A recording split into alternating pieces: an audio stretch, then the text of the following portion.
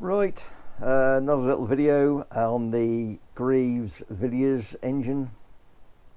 Yeah, so basically finishing off the threading of those strip threads, getting those sorted out, and basically starting to reassemble the engine, ready to go back in the bike, and took a few measurements, little end and stuff. So yeah, we got that right at the end.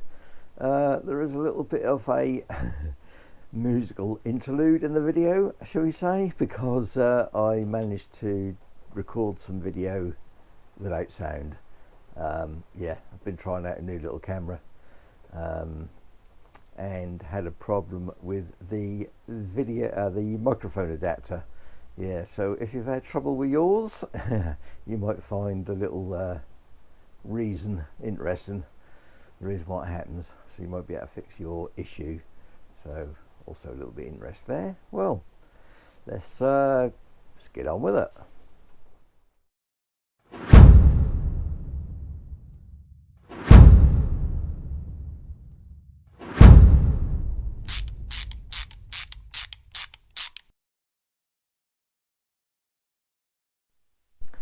Well, here we are, back in the shed, back on this Villiers engine with these threads that had gone.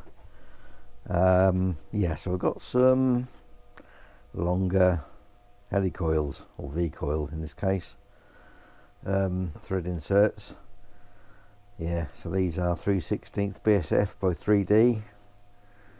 I think the 3D just means that's 3 times the diameter. So that's the size of the ones I had in the kit. And that's the length of those. So yeah, we should be getting plenty of thread in there. So that's the one I took. I tried to get 2 down. That didn't really work. That one went okay, so I'm just going to leave that one. That one will only take a short coil anyway. Yeah, this one I've got to drill as yet. Yeah, so I'll get this one in, this longer insert, get that in, and yeah, then we can move on to drilling that one out. And yeah, once that's in, we can start putting the engine back together. Yeah, and I'm on a new yeah, on a new GoPro. Well, I say new to me. It's a GoPro 5. I have got a GoPro 11, which obviously you get a lovely video with it, but it's a pain in the neck because they have this, it's an H.264 codec, and my video processing software, video editing software, can't deal with that, so I have to convert it first, and it takes it takes hours to convert, and then I have to load it all into the video software and then wait for all that to sort itself out and get ready to go. So yeah, the GoPro 5 is the last of the GoPros before they went to the H.264 codec. After that, yeah, you have to use H.264, which is a pain. I think that's what it's called anyway. If it isn't, I'll put it on the screen. Yeah, that's yeah. So I've got this new one to try. The only problem with the 5 is that the built-in microphones are rubbish. So I then had to get a little converter just to plug in, so I can plug a normal microphone in. So hopefully this video will all come out okay. We shall see. So I might just make a short video just to make sure everything is working fine before I do anything that I might want to I might have to redo. Yeah, so well, let's see how it go anyway.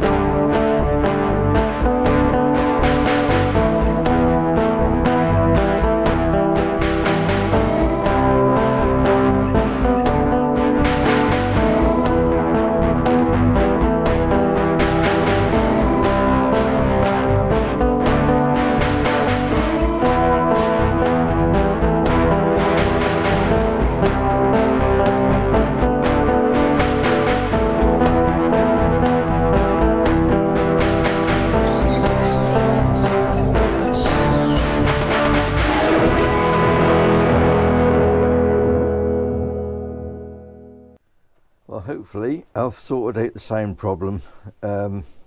Apparently with these little adapters, these little GoPro adapters, mic adapters, there's a couple of things which can be a problem with them. One of them is the type of tip that you use on the mic. That should be a TRS and not a TRRS, which I had the correct one, so that wasn't that.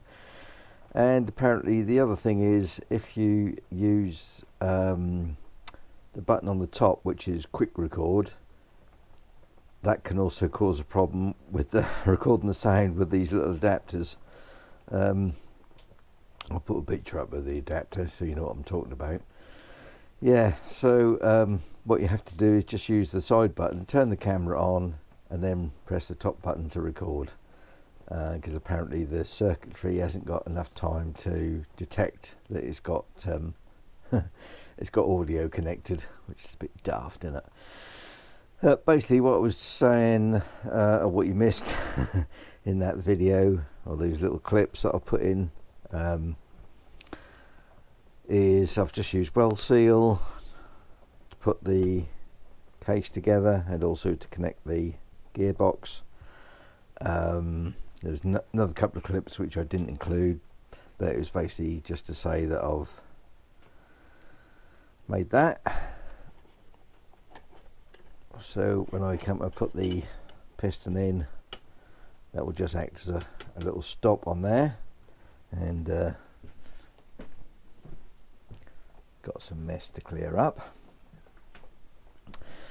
And the other thing was,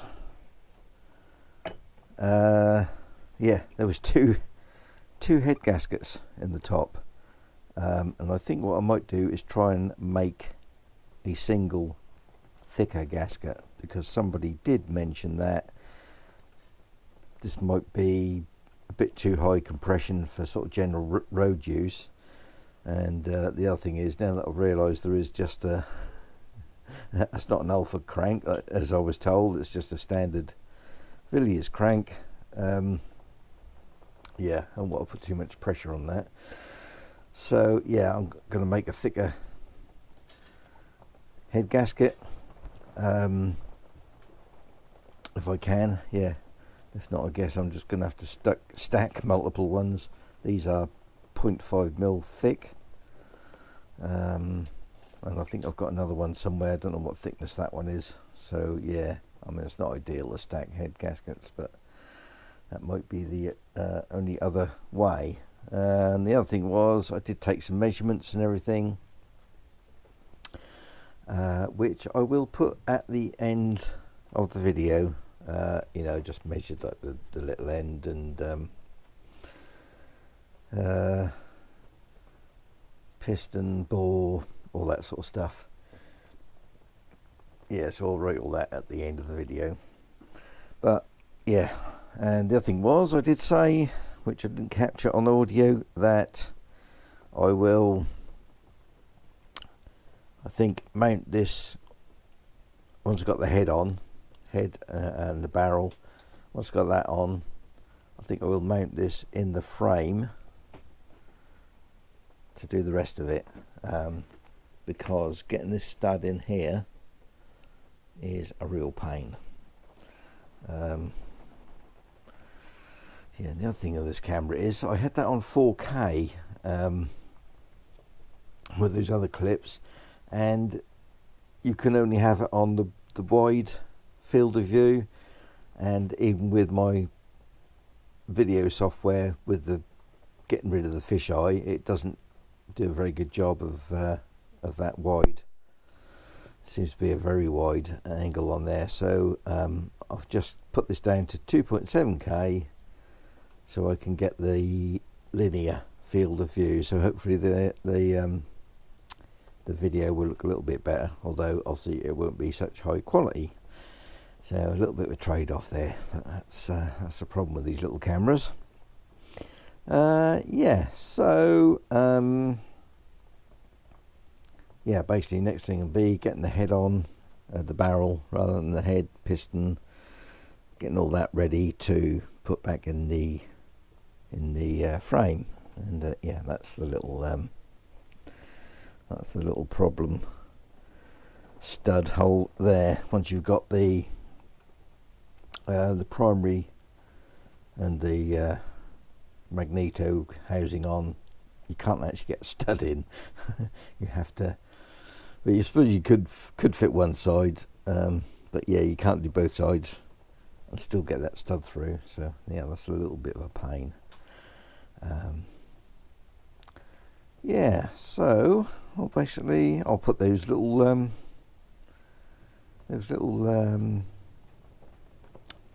settings. I've got the camera on my brain now.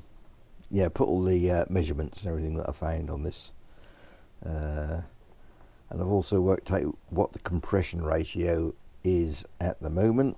And yeah, I'll do a few little calculations, see how thick I need to make the new head gasket, you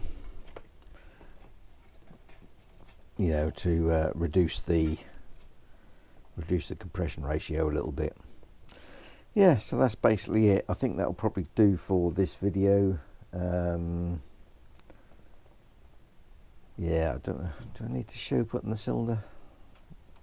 I may or may not do that on video. I don't know. I'm waiting for a little proper little holder to put this camera in. I'm waiting for that to be delivered. That seems to be taking rather a long time. Yeah, because I can't put this on a camera on a tripod until then. I did have it set up in a in an Irwin clamp in my little on that there, clamped in there, but yeah, that's not ideal. So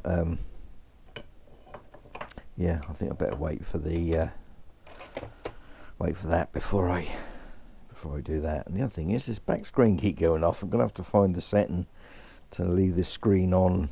I know it uses a bit more power, but yeah, it's a pain when you can't see in the back of the camera. Right, there we are. I'll probably just do a little bit of a still about here, and put those put that data on, all those specs that I've found, measurements and that. Right, okay, I think that'll be it for this video.